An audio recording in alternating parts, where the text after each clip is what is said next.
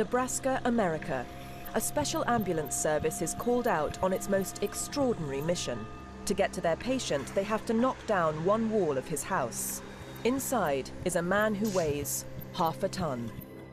Even as an obesity surgeon, I had never come across a human being that was still breathing that was anything like his size.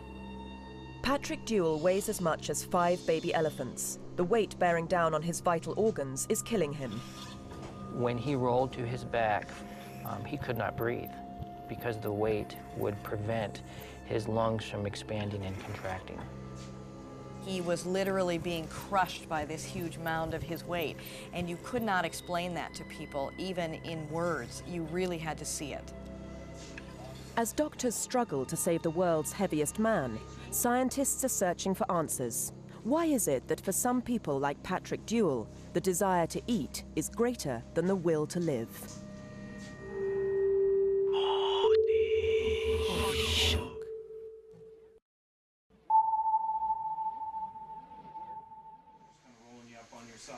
After 7 years of being trapped at home, Patrick weighed 76 stone, and his body was deteriorating dangerously. You can't roll me up onto this side though. Okay. We noticed that he had a lot of weeping tissue, which means his skin had stretched beyond capacity and that the fluid from his body had basically seeped out and saturated the sheets. He had blood and/or fecal matter on his hands, under his fingernails. For months, Patrick had lain face down, waiting for his life to end. He had to have the TV on all the time, 24 hours a day. And I always felt that he had that TV on so that even if he was sleeping, that sound was there and he knew he was still alive.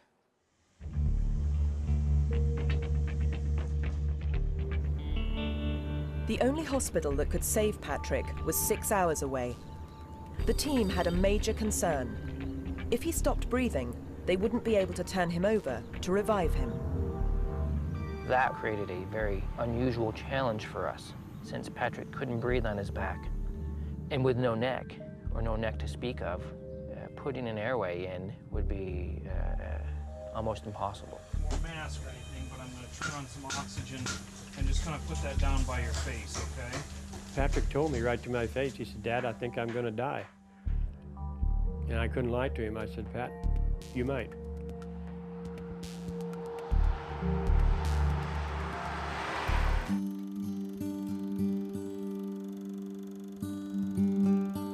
Weight had always been a problem for Patrick. At 4 years old, he weighed 6 stone. He didn't necessarily eat more, he just gained faster. People said, well, it's baby fat, it's healthy, it won't be a problem. They said he'll lose the baby fat as he gets older. Oh, but he really never did. Betty banned sweets and did her best to make sure the family had a healthy diet. But Patrick always had room for more. Patrick always said that when he sat down to eat, he could eat a full-size meal as much as anybody else did, and he was still hungry. He was always hungry. He never felt full.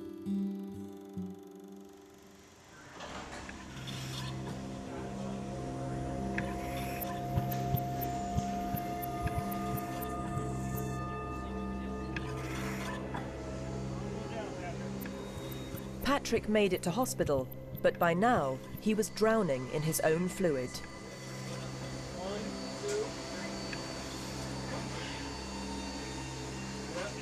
The thing that was actually killing him was he was not able to keep up with the demands of the heart. And he had probably 200 pounds of water within the tissues. So he was going to die of congestive heart failure, literally within weeks to days. Patrick's obesity was way beyond what even experts had seen. 30 stone is considered to be medically life-threatening, and Dr. Harris was stunned to find a patient who weighed more than double that.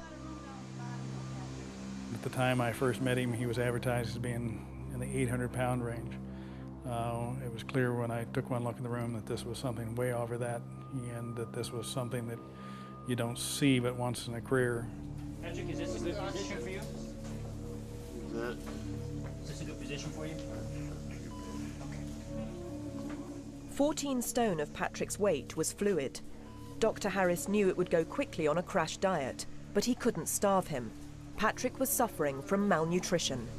Lots of people think because you're taking in all these calories that you're going to be well nourished, and the answer is no. He was taking in lots of calories, but he was not taking in high quality calories. Lots of fats and lots of carbohydrates. Dr. Harris's team of nutritionists devised a special diet. Patrick was to eat 1/10 of what he normally ate. The results were miraculous. It was either buckle down and do it or skip it. Go home and die. And Dr. Harris had told me, he said, while you're in the hospital, you're going to do what I tell you. Reorganization plan. And Burger King hopes to cash in on the non-dieters. The fast food giant launched its new enormous omelet today. 2 eggs, 2 slices of cheese, a sausage patty, 3 strips of bacon, and a bun. For nutritional experts are appalled, Burger King says it's just offering choice. Local reporter Jane Andrews made the half-ton man's fight for life into worldwide news. Patrick Dool came into this world weighing a very average 7 pounds, 12 ounces. And almost from that very moment, he has been fighting the needle on the scale. But as you are about to see, when we first met him, he would have trouble breathing, even to complete an entire sentence. By the time we saw him in October, he had lost so much weight that conversation was quite easy for him. He laughed more. All of a sudden, I could roll over by myself. Then they had the machine help me sit up. Then I could sit up by myself. That was great. But just 8 weeks into his fight of a lifetime, Patrick is already moving ahead of schedule. I love my sweetie is eating. I'll love her for life 'cause she is my new wife. All those steps were amazing, going from not being able to do anything to being able to walk around and do things. I was keeping track of pounds lost rather than how much does he weigh, because to me that the pounds lost was the encouragement, you know. There, I got rid of it. And so the 1 week that he didn't lose very much, but I said to him, but you've already lost this much. You know, don't get discouraged, you can keep on doing it.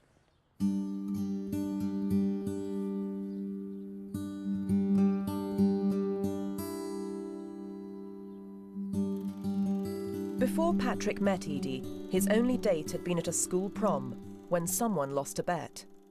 After years of being on his own, he put an ad in the Lonely Hearts column. I knew that I was going to marry her the minute she walked in the door. It was gorgeous. Fat, 40, and short, but he thought I was gorgeous. Just the way I like them. So you weren't put off by his size? No, because I looked at this much of him, and I talked to him, and I saw the personality, and I saw the fun-loving person, and I saw the intelligent person, and I think we even talked about music, didn't we? Mm-hmm. Edie was Patrick's first and only girlfriend, but their marriage has never been consummated. We don't have a sexual relationship. We're looking forward to one when he gets his weight down, but there has not been one. It's not possible.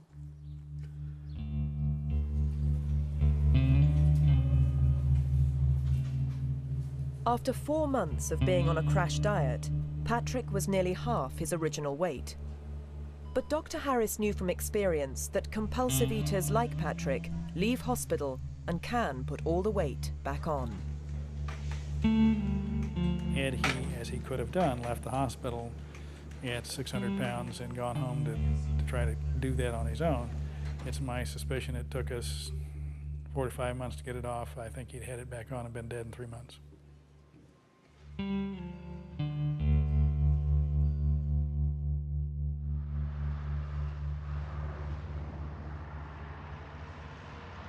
When Patrick Dewell was rushed to hospital, he weighed 76 stone.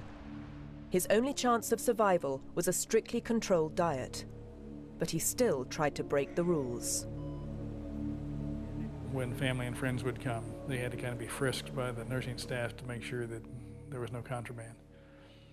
And he would negotiate. If he could con some student nurse into bringing him a real Coke, away we'd go. Dr. Harris decided there was only one way to stop Patrick overeating, an operation to reduce the size of his stomach. In gastric bypass surgery, the surgeon uses a row of staples to seal off most of the stomach, leaving a small pouch on top. This restricts food intake. The small intestine is then attached to the pouch, which reduces the absorption of calories and nutrients. He'll have an incision that goes from his breastbone down to his belly button, and maybe below that if necessary to get adequate exposure. Patrick's stomach would be reduced to the size of a thumb. It simply wouldn't be able to take in large amounts of food anymore. The stomach on the morbidly obese typically is much bigger than the stomach on the normal. Why? Because you eat enough food that you stretch it all the time, and in Patrick's case it was huge. I could have probably got 3 quarts, 3 liters into Patrick's. So he had this huge storage capacity where when he came across pizza, he couldn't just eat X number of slices. He could eat 3 times X number of slices that you might be able to eat. Thank you. Well, Patrick, how do you make it out in there? Like a side of Nebraska beef going to market, but I'm doing okay. Today, after 6 months in hospital, Patrick is going home. At 44 stone, he's nearly half his previous weight. Now it will be up to him and his wife Edie to fight his urge to overeat. With us buying what he says he wants for meals and only having that in the house, no chips, no, the extra things, which I don't eat anyway, I think we can do it. But Patrick is still at risk. Although his stomach is tiny, if he eats continuously, he'll put the weight back on. It's not a risk, it will be a fact. If Patrick goes back and grazes, the unfortunate reality is he'll not only regain the weight, but he'll probably regain it faster than it was taken off in the hospital environment. So if that happens, he'll go back into congestive failure, he'll drown in his own secretions, and he'll do it reasonably promptly if he has uncontrolled intake of calories. Patrick has been given strict instructions on what he can eat. The new regime will be a challenge for Edie too. Their neighbours remember how she used to feed Patrick his favourite foods in bed. Restore unto me. There was times when he had snacks laying on that headboard of his bed and stuff that probably a man in that condition probably shouldn't have had. Cinnamon pinwheel things or pecan twirls or whatever they call them, sitting up there. When he said, I want this, if it was in my power and in the grocery budget, I got it for him. Partially because he couldn't get out and go do things himself. You need to be there and support and love and concern and show, show in the way that he understands that you care. I think we got 3 there. Oh, yeah, okay. When Patrick married Edie, he already weighed 50 stone. After 10 years together, his waist had expanded to 7.5 feet. I hadn't realized how bad he was. I knew he was this big, but I hadn't realized how bad it looked until I saw these pictures. I think Edie actually has a really deep love for him, but I think sometimes love can be blinding. In that situation, it needed somebody that was strong enough to say no more. I even caught myself thinking one day, well, how's that any different than assisted suicide? When you got married to him, why didn't you just take him in hand? Why didn't you say, I'm going to put you on a diet, I'm going to get you healthier? He would have still said, well, honey, I need chips. Easiest way in the world to alienate me is to tell me not to do something or tell me I can't do something. His I'll rip you to shreds. Now Patrick's food choices are limited. 3 months after leaving hospital, he's feeling the effects of having his stomach reduced. Everything makes you sick. You can only eat 1 ounce of something every 20 minutes. And depending on what they give you, if your stomach decides you can or can't or will or won't take it, you could put something down there and throw it right back up. Patrick has lost weight by eating less, but he insists that even when he was supersize, he never ate more than anyone else. When Patrick was really big, when he was, you know, over 1,000 pounds, how much was he eating then? I keep thinking from the way you're asking the questions that you keep expecting her to say, oh my God, he was eating half the refrigerator a day, we had $1,200 a month grocery bills, stuff like that. That wasn't the deal. We're talking genetics here, we're not talking volume. And really, Genetics means that when you have weight to lose, it doesn't want to come off regardless of what you eat. Dr. Harris thinks Patrick's metabolism is the same as anyone else's, but he believes Patrick was driven to eat huge amounts. Just to maintain his weight of 76 stone, he must have eaten 15,000 calories per day. That's 15 large pizzas. Even as a young man, if you'd followed him around for a day with a video camera, he and his parents both would have been at awe to how many times he really went to the refrigerator.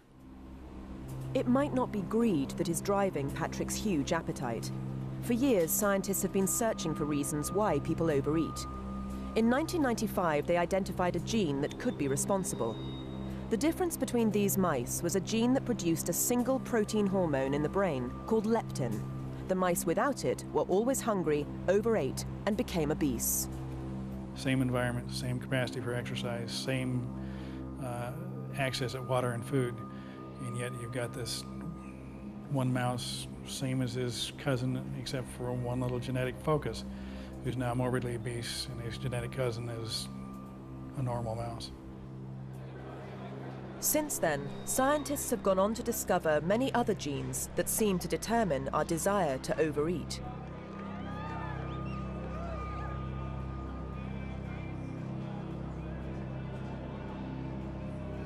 You see that between people who are of the same family, brothers and sisters, some of which will be skinny and some of which will be morbidly obese. Dr. Harris's belief in the fat gene theory comes from personal experience. He was once so overweight, he couldn't work. Couldn't get in the boat, couldn't get out of the boat, couldn't hunt pheasant, couldn't stand and do an entire day's worth of operating without feeling wretched about it. He maintains it wasn't greed, but his genetic makeup that made him overeat. Where you'll eat the meal and be perfectly content, not eat again for 6 to 8 hours.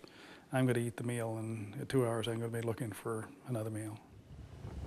Dr. Harris was so desperate to stop overeating, he decided to have his stomach reduced. He's convinced that it takes more than willpower to eat less if you have the fat gene. And you can either accept that that's genetic, you can decide that those people who are morbidly obese are weak-willed, fat, lazy, and disgusting people who are not as good as I am because I'm skinny. Scientists think that years ago, some people developed this fat gene to help them survive famine. But with today's high-fat diet and couch potato lifestyle, that helpful gene has become something that can kill us. I'm sure he knew what he was doing to himself. It was obvious. I was aware that I was doing when I was gaining weight. But the drive was just so strong that even you know that, man, I'm going to feel wretched if I do this, they do it anyway. So he'd rather die than stop eating? Came close. Sweetie? Yes, dear? Diet Wild Cherry Pepsi, please. all right. It's been 3 months since Patrick left hospital. He's trying to stick to his new regime. So is Patrick on a special diet? As far as a special diet is concerned, no, there really isn't one. Just the amount of calories intake is mainly what we're watching. So how many would be in that breakfast, do you think? Have no idea.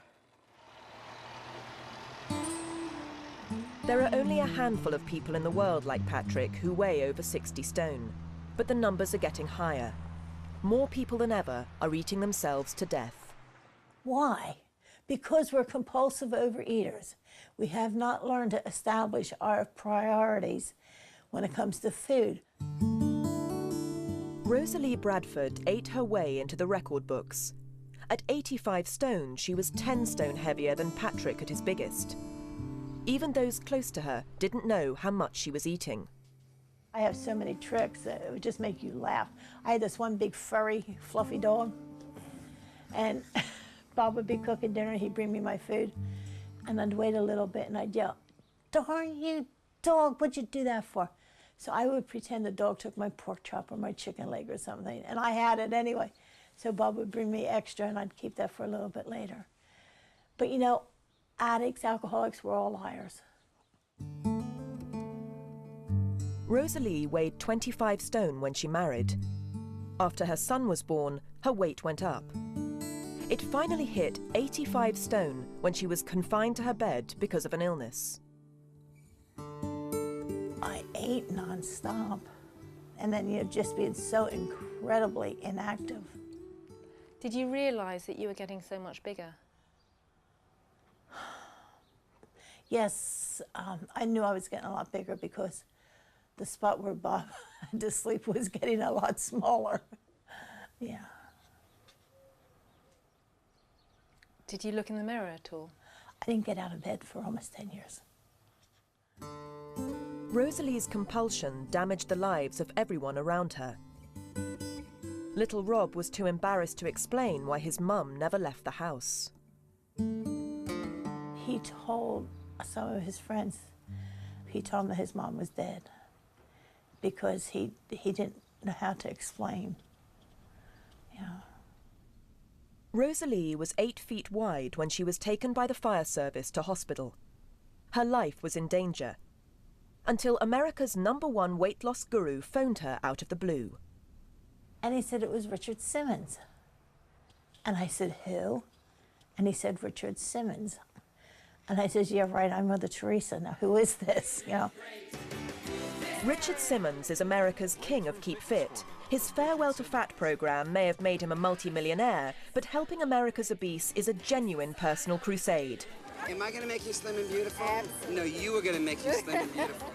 Over the years, he's picked up the phone and become a lifeline to hundreds of people like Rosalie. You can learn how to finally say farewell to fat for yourself. Welcome I'm the one that picks them up. I'm the one that dusts them off, and then I'm the one that gives them the hope. Richard called me every single day. You know, why are you eating? And I really started to focus, am I really hungry? Or do I just want to eat to satisfy, you know, whatever. Rosalie doesn't look to her genes to explain her weight. She thinks her problem started when she was young. Her mum abandoned her as a baby, and she believes food became her only comfort.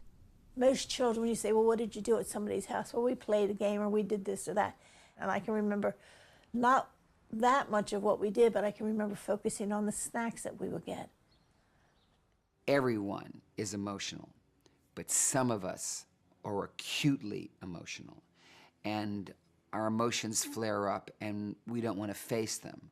So we want to pull the covers over, and you do that with spaghetti and meatballs and prime rib and apple pie with ice cream. And you think at the time it's going to make things better. I like to feel the food in here. I like to feel it go down here. I like to feel emotionally.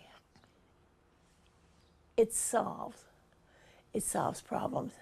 I always tell people, food never solves any of your problems, past, present, or future. Richard's philosophy comes from personal experience. He spent a lifetime battling with his weight and binge eating. I am a compulsive eater. Food at an early age meant more to me than just about anything. And while I was eating the first piece of chicken, I was eyeing to see what other piece of chicken I wanted. What is it? Let me hear it. Sweating plus toning equals health. Am I right about this formula? Richard's solution was common sense. It worked for him, and he spread the word to America's obese. He told them to drop the fad diets, eat sensibly, and exercise. When they come up with hereditary genes and it's genetic, I think maybe teeny percentage. The rest, there isn't a person I haven't met who can't lower their calories, lower their fat grams, sweat a little bit more, and step on the scale and go, I'm down 4 pounds. That worked. Let's see, if I do that for 10 weeks in a row, I go, wait, it's not for 10 weeks in a row, it's forever. Couch plus donuts equals fat. Am I right? When Rosalie followed Richard's food plan, she experienced a feeling in her stomach she had never had before. He says, you're feeling hunger. You know, but I never felt hunger because there was constantly food all the time. I mean, can you imagine these folks in other countries, they don't know what it's like to be full. And here I live here in America, thank God for America, but I never felt hunger. With Richard's help, Rosalie lost 65 stone in 10 years. Can you imagine just going into a bathroom and doing your hair? And going in using the loo, you know? I mean, remarkable. I didn't have those experiences for years. Hey, Bob, you hungry? Yeah. Supporters of the fat gene theory are convinced that people like Rosalie are trapped in a cycle. If they lose weight, they'll always put it back on. If you come back in 5 years and she's still off, then I challenge you to come back at 10 years, and then I challenge you to come back at 15 years. And I guarantee before she dies, she'll fall off the wagon. It would kill me. I'm just sure it would. You know, God cut me a break. I don't want to be a fool and screw it up.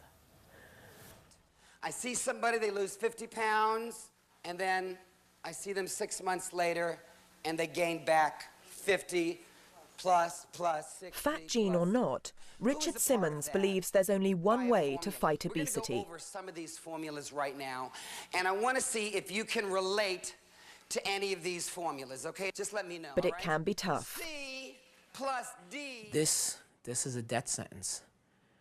This is hell. When I die, I know I'm going to heaven because I've done my hell time.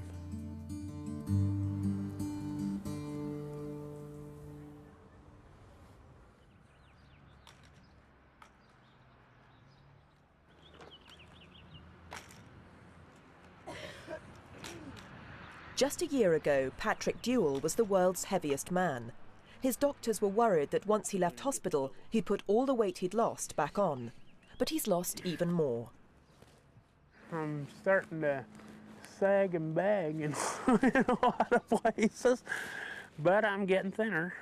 We can see his bones. His hands aren't as big as they were. I mean, they're still large hands, but they aren't as big as they were. And his face, you can see his face has lost weight, and his shoulders. Patrick was trapped in his house for 7 years. Now Edie can show him the town he lives in, but had never seen. We went past the church that I go to, and we went past the pharmacy, and we went past the place that I worked during the summer last summer, and the places that I go to all the time and he knows about, but he'd never seen before. Patrick seems to be winning his battle. But long-term success stories are rare in the world of the super obese. Well, chubbies, be of good cheer. We're going to meet a 37-year-old New Yorker who a couple of years ago was given only a week to live. He weighed 64.5 stones. Michael Habranko is famous for one thing. He's lost more weight than any other man. In 19 months, he lost 50 stone and became a worldwide celebrity. So let's meet the remarkable Michael Habranko.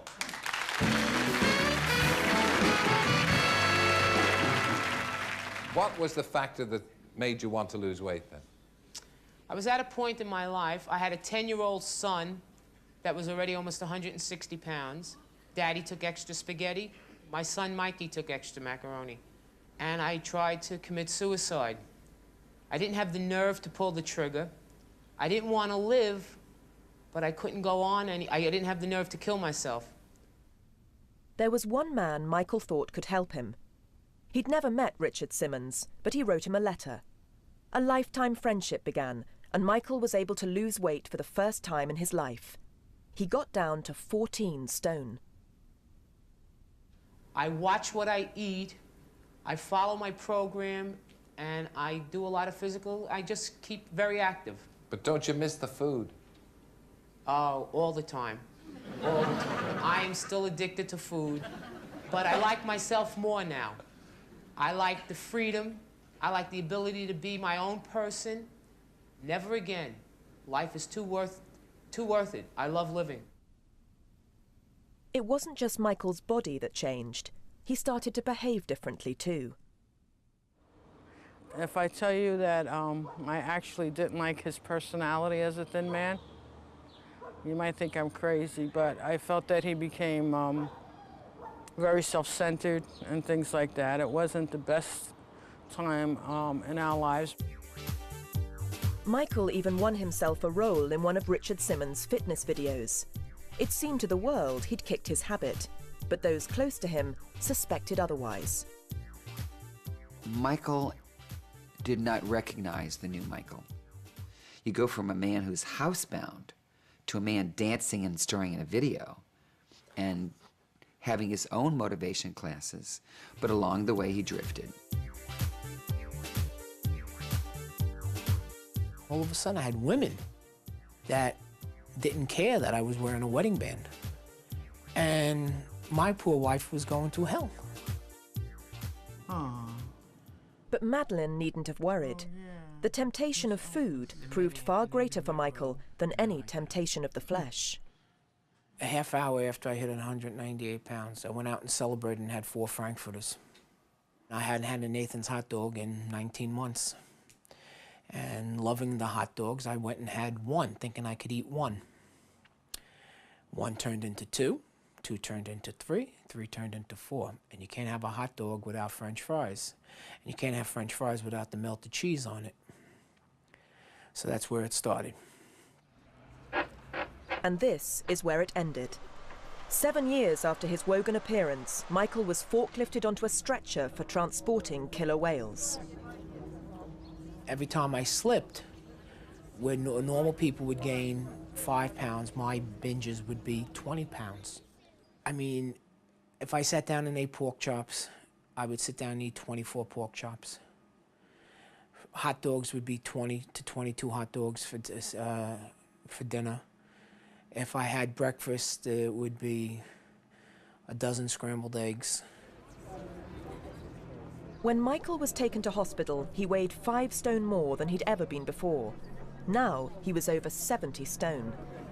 Let's go. Don't make it like a spectacle. Let people understand that this is a disease and that people are dying from it. It's the #1 secondary cause of death in this country. Please, it's not a circus act. Back it up, please. I eat out of boredom. I eat whenever food is around. I think of food when there's no food around. I think of food constantly, 24 hours a day. I have gone through all kinds of psychoanalysis. If I could find out the answer, I have been searching and searching, and I will continue searching until, if this disease gets the best of me and takes me to my grave. Portion it out before you sit down.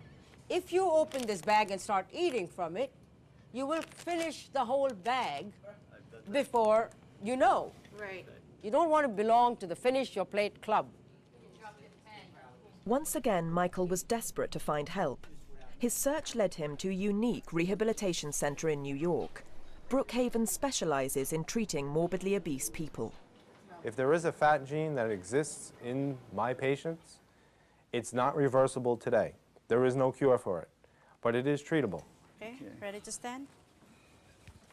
1, 2, move forward. Come on, come on, come on. Grab the walker. Grab the walker, come on.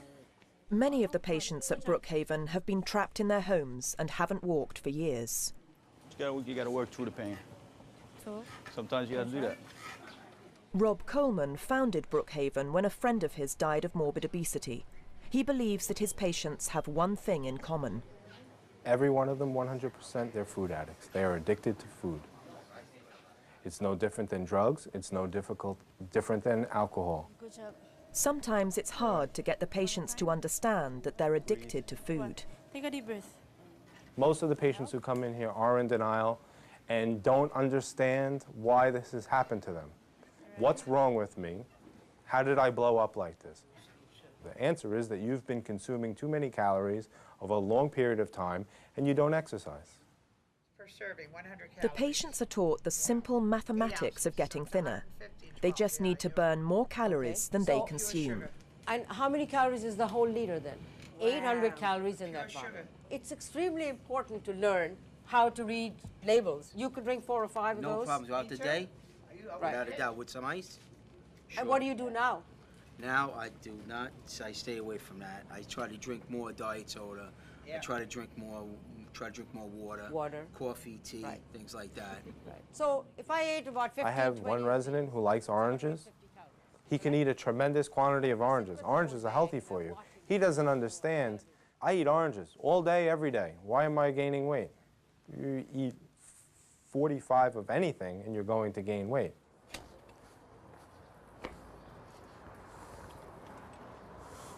After losing 21 stone at Brookhaven, Michael Habranko thought it was safe to go home. But it was too big a step. Once again, he was unable to stop eating. I had to be on my own, and I had to eat. And I did all right the first day and the second day. But then there was the holidays, and there was this, and there was a little slip here and a slip there. How successful would our alcoholics be if they had to have a drink every day? Just one. How successful would a heroin addict be if he had to take a little heroin every day?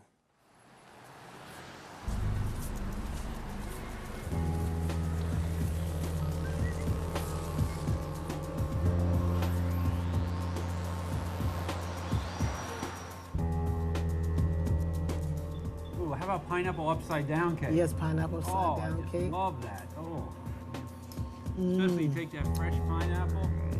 With obesity as one of America's biggest health issues, government scientists are investigating the theory that food can be addictive.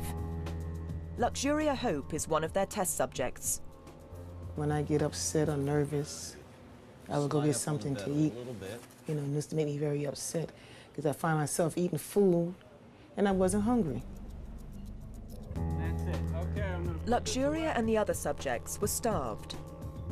When shown their favorite foods, their brain scans showed a release of dopamine, a chemical associated with pleasure. Dopamine is a very strong system. We're hardwired to go out and seek food, nourishment. And we see these really great foods around, and we go after them because our brain is sort of telling us to. But because there's so much of it available, people are becoming obese. The scientists discovered Luxuria's brain is less sensitive to dopamine than normal weight people. She has fewer receptor sites, so she needs more food to get the same pleasure. They'd seen a similar pattern with drug addicts. It's very intriguing because it seems to show a similarity between what's happening in drug addicts' brains with what's happening in obese people's brains. Both of these people, if they're suffering this depletion of dopamine receptors, are trying to stimulate their pleasure circuits in their brain with these artificial means, either by overeating or by taking drugs. The research suggests why overeating can become addictive. The act of overeating is decreasing their dopamine receptors, so they're really setting themselves up for this cycle of needing to continue to eat larger amounts of food to release more dopamine in order to get a pleasure signal. Luxuria has now had her stomach stapled and lost 7 stone. Going under the knife isn't the only solution. There are other ways than eating to stimulate your dopamine system. One last little taste of that. Anything pleasurable will help to stimulate your dopamine system. Anything you find pleasurable, whether it be music or art or going outside, exercise. Exercise, of course, is particularly beneficial if you're trying to lose weight. And the really interesting thing that comes out of our research is that it will increase your dopamine receptor levels. So It will actually counteract this negative effect of overeating by bringing your system back into balance.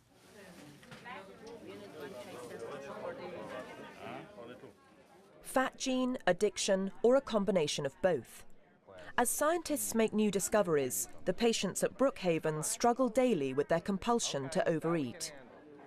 Richard Simmons is proof that it can be done. For many, he's become a close friend. Today, he's putting in a personal visit.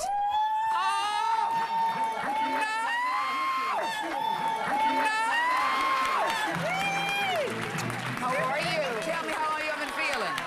You get over here. Hello! You know why you got like this? Eating. How much have you lost now? I've lost 330 pounds. 330 pounds. Now that you lost weight, I mean, look at your legs now. What would be the word that you describe yourself as now? A new life. A new life. Younger. Younger and Yes. cuter. Oh, thank you. You know. There's one person that Richard really wants to see today. He knows his friend and one-time star pupil is in trouble. Mets won. No, they didn't today. Yeah, 7-1. They whooped your team. No, they didn't. Michael has decided to stay at home. Even though he's put on weight, he doesn't want to leave his family to go back to Brookhaven. When it's time, I will go back. I don't know when that time will happen. But when the time comes, I will go back. I missed you. What's wrong? How long have I been calling you and talking to you on the phone? How long? How long? 16 years. And you're breaking my heart. Do you want to break my heart? I want Michael to come back. I think he needs to come back. I think that if Michael doesn't come back, he'll die. And I know he does not want to die. And I know his family does not want him to die. And we don't want him to die.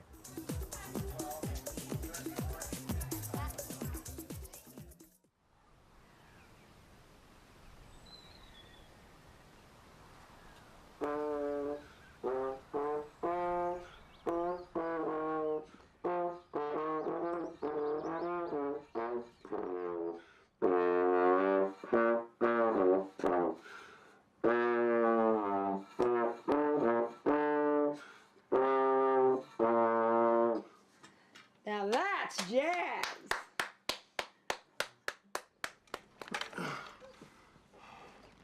Patrick Dewell, once the world's heaviest man, is returning to hospital to see how much weight he's lost.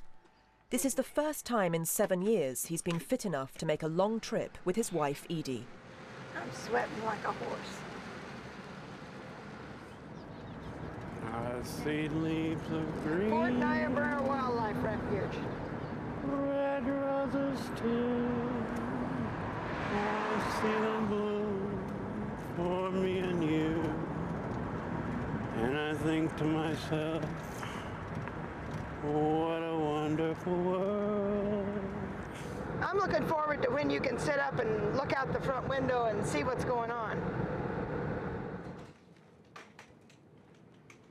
Oh, hurry, hurry. What a porker. Well, what can I say? How was your trip? Oh, it's pretty good. When Patrick left hospital 6 months ago, he was 616 pounds. That's 44 stone. Dr. Harris will be pleased if he's maintained that loss. Over a little bit, you'll have more room to your left. Balance. Yep, go right ahead. Ready? Okay. See it? It's switching between 499.6, 428. 499 for all intents and purposes. Sounds good to me. Patrick has lost another 120 pounds, that's 9 stone, in the 6 months he's been at home. Even so, his weight is still dangerously high at 35 stone. It's excessive in terms of the rest of the world, but remember, Patrick came in dying. His longevity, just before we brought him to the hospital, was measured in terms of days, not in terms of weeks, and now we're going to measure his longevity in terms of years, even if he doesn't drop any more weight.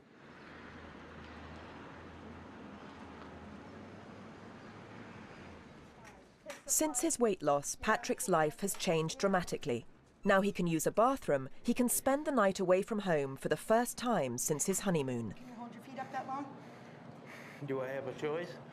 I've learned that it's a lot easier to live life and be able to do things when you don't weigh quite so much. I mean, I haven't been this thin for 25 years. They started this thing out by calling me the half-ton man because, I weighed 1,000 pounds. I was looking forward to getting below 500 because it's, that's a quarter ton. So now I'm below that, so I don't have to, they can't measure anything in tons anymore. He has been so hungry. Patrick still isn't out of the woods. Stomach reduction operations are usually successful in the short term, but more than half eventually fail. That's because people can't break the habit of overeating. Oh, okay. Chicken here, I think that I can Have put 2 meals. Put it in the refrigerator, and then I'll have a snack later when I need one. More protein. I was just having my afternoon protein snack. Oh, geez. So you don't seem to have had to change your eating habits too much? No, not really. I eat pretty much what I want to. I just don't eat as much of it. And I still stay away from the high-fat, high-sodium things. But pretty much I can eat what I want.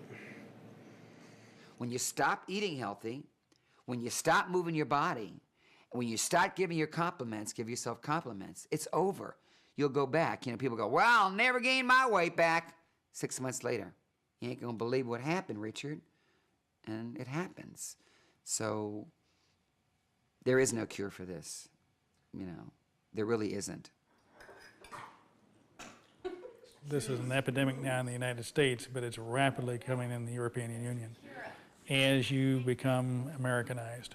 As we give you our McDonald's and our Arby's and our super size portions, then if you think that the UK is immune, you're going to be sadly mistaken.